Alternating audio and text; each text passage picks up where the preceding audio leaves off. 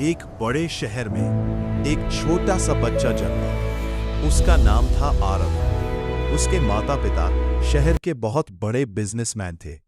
उनके पास पैसा, बंगला, गाड़ियां, सब कुछ था, ऐमुश। लेकिन किस्मत को कुछ और ही मंजूर था। आरव के जन्म के कुछ दिनों बाद मेले में बहुत भीड़ थी। उसकी मां उसे गोद में लेकर घूम रही थी। तभी अचानक भगदड़ मच गई। लोग इधर उधर भागने लगे और उसी अफरा तफरी में छोटा आरव कहीं खो गया। उसके माता पिता ने उसे बहुत ढूंढा, पोस्टर लगवाए, पुलिस में रिपोर्ट लिखवाई, टीवी पर खबरें चलवाई, लेकिन आरव नहीं मिला। उधर शहर के दूसरे कोने में एक गरीब बूढ़ा मोची और उसकी पत्नी को सड़क किनारे रोता हुआ बच्चा मिला। उनकी कोई संतान नहीं थी। उन्होंने उस बच्चे को अपनाया और उसका नाम रखा चिंटू। चिंटू बहुत गरीब माहौल में बड़ा हुआ। छोटी सी झोपड़ी, टूटी चप्पलें, कई बार भूखा सोना पड़ता था।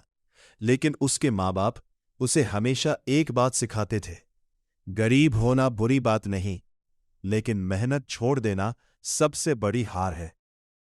चिंटू दिन में स्कूल जाता और शाम को अपने बाबा के साथ जूते सिलता।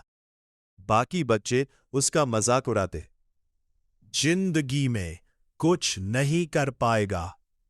लेकिन चिंटू हमेशा मुस्कुराता रहता।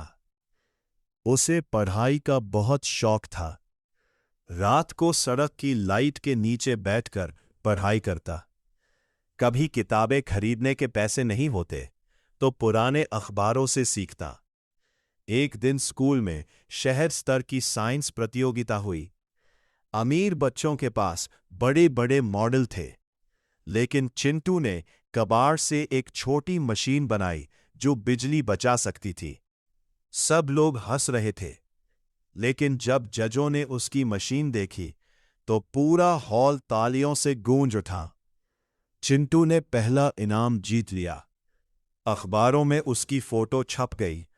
टीवी पर उसका इंटरव्यू आने लगा। उसी इंटरव्यू को एक दिन शहर के सबसे बड़े बिजनेसमैन ने देखा, और वो आदमी कोई और नहीं बल्कि चिंटू का असली पिता था। उसे चिंटू के गले में बचपन का वही लॉकेट दिखाई दिया जो उसने अपने बेटे को पहनाया था। वो तुरंत चिंटू से मिलने पहुंचा। सारी सच्चाई सामने आ गई। उसके असली माता पिता रोने लगे। उन्हें कहा, बेटा, अब तुम हमारे साथ चलो, तुम्हारे लिए महल जैसा घर तैयार है। लेकिन चिंटू अपने गरीब माता पिता की तरफ देखने लगा।